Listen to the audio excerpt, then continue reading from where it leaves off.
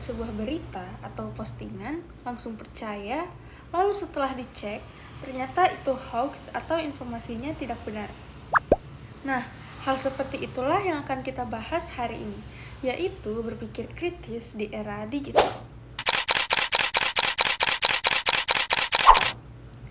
Teman-teman, setiap hari kita dibanjiri ribuan informasi, mulai dari media sosial, berita online, video pendek, bahkan sekarang ada AI seperti ChatGPT maupun Gemini AI yang bisa menjawab hampir semua pertanyaan dalam hitungan detik. Tetapi, pertanyaannya adalah, apakah semua informasi itu benar? Jawabannya, tentu tidak.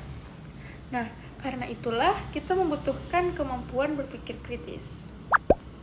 Lalu, apa sebenarnya berpikir kritis itu?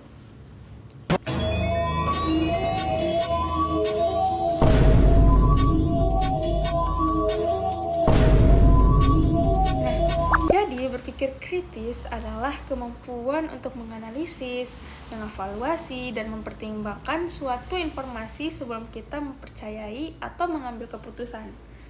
Jadi, orang yang berpikir kritis tidak langsung berkata, "Oh, ini pasti benar." Sebaliknya, ia akan bertanya, "Sumbernya dari mana? Apa buktinya? Apakah ada informasi lain yang mendukung?"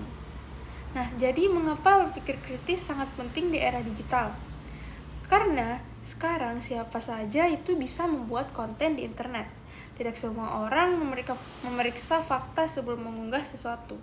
Bahkan dengan bantuan AI, seseorang bisa membuat artikel, gambar, suara, bahkan video yang terlihat sangat meyakinkan dan realistis. Jadi, kalau kita tidak berpikir kritis, kita akan sangat mudah tertipu oleh hoax, disinformasi, maupun manipulasi digital. Lalu, bagaimana cara menerapkan berpikir kritis? Nah, jadi teman-teman, ada beberapa langkah sederhana. Pertama, jangan langsung percaya. Kedua, periksa siapa sumber informasinya. Dan yang ketiga, bandingkan dengan sumber lain yang terpercaya. Dan yang keempat, tanyakan apakah informasi tersebut berdasarkan fakta atau hanya opini.